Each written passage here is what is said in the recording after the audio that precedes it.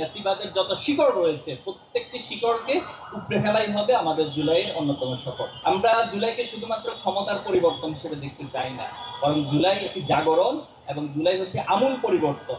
এই সমাজে এবং এই রাষ্ট্রে ফ্যাসিবাদের যত শিকড় রয়েছে প্রত্যেকটি শিকড়কে উপড়ে ফেলাই হবে আমাদের জুলাইয়ের অন্যতম শপথ।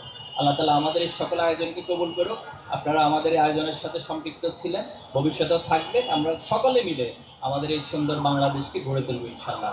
আমরা জুলাই আগস্টে পেরেছি, আমরা বিশ্বাস করি আমরা যদি ঐক্যবদ্ধ থাকতে পারি, ন্যায়ের পক্ষে শক্তিশালী ভূমিকা রাখতে পারি, তাহলে আমাদের এই প্রজন্মের হাত ধরে সুন্দর সমৃদ্ধ একটি বাংলাদেশ গড়ে উঠবে। সবাইকে ধন্যবাদ জানিয়ে আমার কথা শেষ করছি। আসসালামু আলাইকুম রহমতুল্লাহ। সম্মানিত পরিচালক, ইসলামী ছাত্র শিবির কেন্দ্রীয় প্রকাশনা সম্পাদক, ডাকসুর ভিপি, আমাদের সকলের প্রিয় আবু সাদেক মোহাম্মদ কায়েম, ইসলামী ছাত্র শিবিরের কেন্দ্রীয় দায়িত্বশীলবৃন্দ এবং সম্মানিত শহীদ পরিবারের সদস্যবৃন্দ, সাংবাদিক বন্ধুগণ, সুধীমণ্ডলী, আমরা আজকে 3টি বইয়ের মোড়ক উন্মোচন করেছি আলহামদুলিল্লাহ, আল্লাহ শুকরিয়া। তো 3টি বই সম্পর্কে ইতিমধ্যে আপনাদেরকে ধারণা বলা হয়েছে।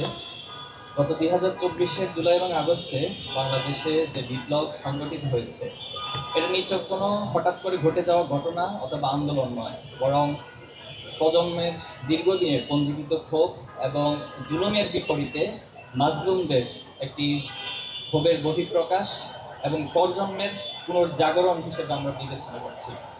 জুলাইতে যা হয়েছে নিঃসন্দেহে সেই স্মৃতিগুলো এখনো আমাদের চোখে ভাসে। জুলাইয়ের একটি আদর্শিক ভিত্তি রয়েছে, একটি আদর্শিক জাগরণের মধ্য দিয়ে মূলত জুলাই সংগঠিত হয়েছে। আমরা যদি খুব খেয়াল করি যে জুলাইতে সবার মাঝে একটা মানসিকতা ছিল যে আমরা ন্যায়ের পক্ষে, অন্যায়ের বিপক্ষে, আমরা সবসময় মাজলুমদের পক্ষে, আমরা জালেমদের বিপক্ষে অবস্থান, এবং এর জন্য যদি আমাদের জীবন দিতে হয় তাহলে আমরা শাহাদাতের তামান বানিয়ে জীবন দিব, কিন্তু আমরা পিছপা হব না। আমরা দেখেছিলাম যে সে সময় সকলের মধ্যে শাহাদাতের সেই তামান্না, শহীদ আবু সাইদ থেকে শুরু করে প্রত্যেকের মাঝে এই চিত্র আমরা দেখেছিলাম। আমরা পুলিশের একটি অডিও রেকর্ড ভিডিও আপনারা দেখেছিলেন যে বলেছিল যে স্যার গুলি করি, একটা মরে একটা যায়, বাকিটি যায় না, বাকিগুলি যায় না। তাহলে এই যে একটি অদম্য স্পৃহা, নিজের জীবন দিব কিন্তু অন্যায়ের কাছে মাথা নত করবো না, এই আদর্শিক ভিত্তি মূলত জুলাই আমাদেরকে রচনা করে দিয়েছিল।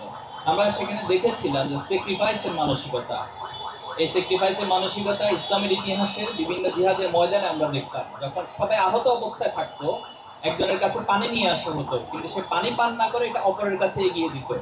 এভাবে করে দেখা গেল যে অপর ভাইকে স্যাক্রিফাইস করতে গিয়ে সবাই শহীদ হয়ে গেল, বাট আলটিমেটলি কেউ পানি পান করতে পারলো না। আমরা এই বিপ্লবে সেটাই দেখেছি যে একজন আহত অবস্থায় তাকে উদ্ধার করার জন্য আরেকজন যাচ্ছে, তিনি জানেন যে নিশ্চিত তার গায়ে গুলি লাগবে, কিন্তু এরপরে সেই ভাই সে রক্তাক্ত ভাইদেরকে নিয়ে এসেছিল। তিনি নিজে আহত, ওনাকে যখন স্ট্রেচে করে নিয়ে যাওয়া হচ্ছিল হসপিটালে, তিনি বলছিলেন যে ভাই আমাকে নিয়ে চিন্তা করতে হবে না, আপনার সামনে অগ্রসর হন, আন্দোলনকে সফল করুন, বরং আন্দোলনকে সফলতার মধ্যে দিয়েই আমার এই আহত হওয়া, আমার শহীদ হওয়ার সার্থকতা খুঁজে পাবে। আমরা সে সময় দেখেছিলাম যে ঐক্যবদ্ধ কিভাবে হইতে হয়, যে একটা জাতি পুরো একটি স্পিডকে লালন করে, একটি জাগরণকে লালন করে পুরো প্রজন্ম, শুধু একটি প্রজন্ম নয় বরং বৃদ্ধ থেকে শিশু পর্যন্ত প্রত্যেকের মাঝে একটা স্পৃহা আমরা দেখেছিলাম। এই সব কিছুই মূলত একটা আদর্শিক ভিত্তির মধ্য দিয়ে প্রতিস্থাপিত হয়েছিল এবং বিপ্লব সংগঠিত হয়েছিল। ইসলামী ছাত্র শিবির নানান আয়োজনের মধ্য দিয়ে আমরা এই আদর্শিক ভিত্তিকে প্রতিস্থাপন এবং প্রজন্ম থেকে প্রজন্ম ছড়িয়ে দেওয়ার চেষ্টা করছি। আমরা জুলাই স্মৃতি লিখন প্রতিযোগিতা আয়োজন করেছিলাম গত জুলাই 5 আগস্ট ঠিক পরপরের সময়টাতে।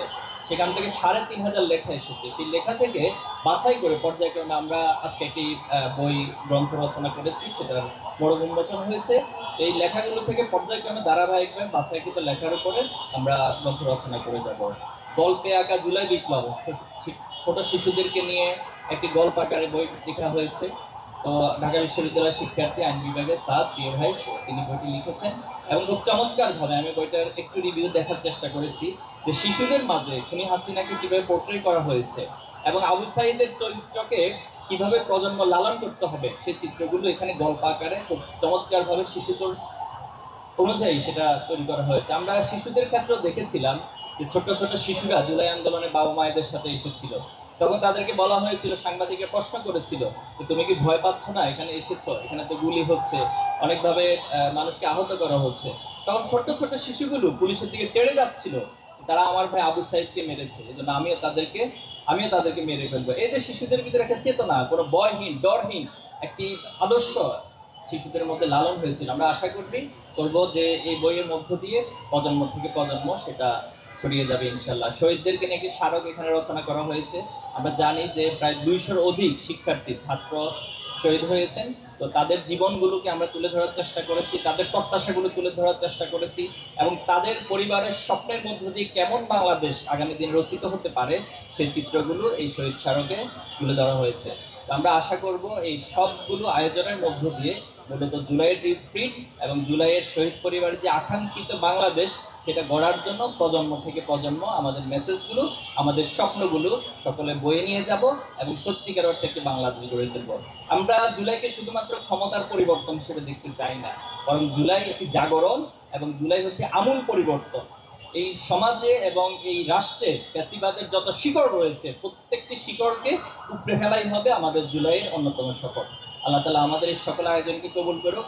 আপনারা আমাদের এই আয়োজনের সাথে সম্পৃক্ত ছিলেন, ভবিষ্যতেও থাকবেন। আমরা সকলে মিলে আমাদের এই সুন্দর বাংলাদেশকে গড়ে তুলব ইনশাআল্লাহ।